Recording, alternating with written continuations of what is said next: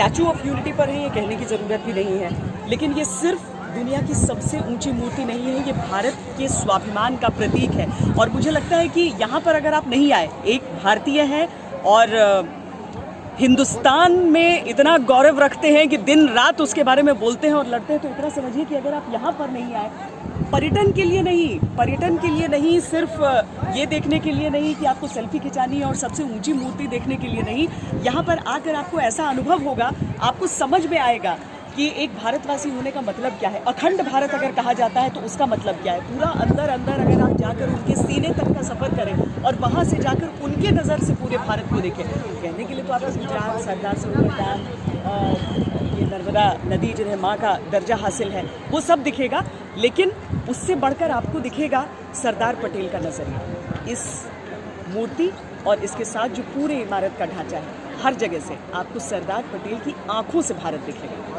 Sardar Patel dam का जब निर्माण हो रहा था तो बहुत ज़्यादा यहाँ पर हंगामा चल रहा था, आपने भी सुना होगा, देखा होगा, इसलिए बहुत लंबा समय लगा इसके बनने में। लेकिन ये इलाका बहुत पिछड़ा इलाका हुआ करता था, लोगों को नौकरियाँ करने के लिए 100 किलोमीटर दूर जाना पड़ता था, कोई साधन नहीं था उनके पास।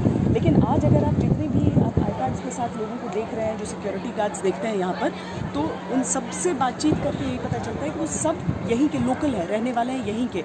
और उन्हें जो इस स्टैचू ऑफ यूनिटी के ज़रिए जो आय आ रही है, जो ताजमहल से ज़्यादा है, जिसके लिए तो दुनिया भर के लोग आते हैं। सबसे इंटरेस्टिंग तो ये होता है कि उनके अंगूठे के सामने, पाँव के अंगूठे के सामने जब आप खड़े होते हैं तब आपको पता चलता है कि आप क्या हैं। वो आसपास की जो पूरी पर्वत श्रृंखला है, जो एक तरफ विंध्या है और दूसरी तरफ सतपुड़ा के वो पहाड़ हैं, उन सब के बीच, उन सबको चीरता हुआ, प्रकृति को चीरता हुआ ऊपर एक सर निकलता है, वो सर है सरदार का। और वो बताता है कि किस तरीके से ये जो पूरे आप इसे कॉम्प्लेक्स समझ लीजिए, क्योंकि आगे जाकर आपको जो बटरफ्लाई पार्क, कैक्टस पार्क, विश्व वन, ऐसी चीज़ें मिलेंगी। खाने की जगहों को न्यूट्रिशन पार्क कहा जाता है, तो वो सारी चीज़ें आपको मिलेंगी। उसके सब के बीच में एक आर्थिक स्वावलंबन भी है, और वो बताता है कि किसी सुदूर इलाके में भी आप जाकर रहें, लेकिन किस तरीके से आर्थिक तौर पर आप वहाँ के रिहायशी लोगों को, वहाँ के लोगों को, ताकि वो अपना घर छोड़ने पर मजबूर ना हो, पलायन के लिए मजबूर ना हो।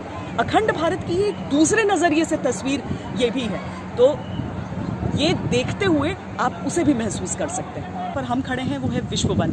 स्टैचू ऑफ यूनिटी सिर्फ ऐसा नहीं है कि दुनिया का सबसे बड़ा दुनिया की सबसे बड़ी मूर्ति ये है, बल्कि यहाँ पर अगर आप आते हैं तो आपको समूचे विश्व के दर्शन करने के लिए मिल जाते हैं। स्टैचू ऑफ यूनिटी जो देख रहे हैं आप वहाँ पर, उसके साथ ही एक पूरा कॉम्प्लेक्स है जहाँ पर आपको पूरी कहानी मिलेगी कि कैसे भारत का बंटवारा हुआ था, वो दुर्भाग्यपूर्ण दिन कैसा था, और उसके साथ ही किस तरीके से सरदार पटेल पूरे भारत को अखंड उन्होंने रखा, कैसे एक एक रजवाड़ा आकर जुड़ता गया।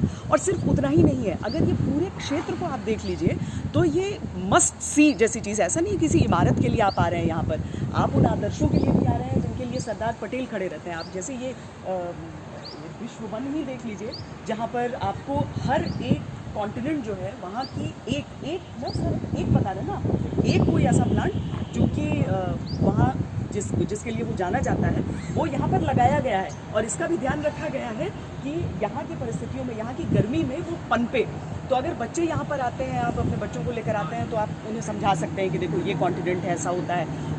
और बड़ी अच्छी सोच इसके पीछे की बताई जा रही है कि सिर्फ अखंड भारत नहीं, बल्कि अगर वासुदेव कुटुंबकम कहा जाता है तो उसे कैसे चरितार्थ, उसे कैसे सार्थक किया जाता है, वो बताता है ये।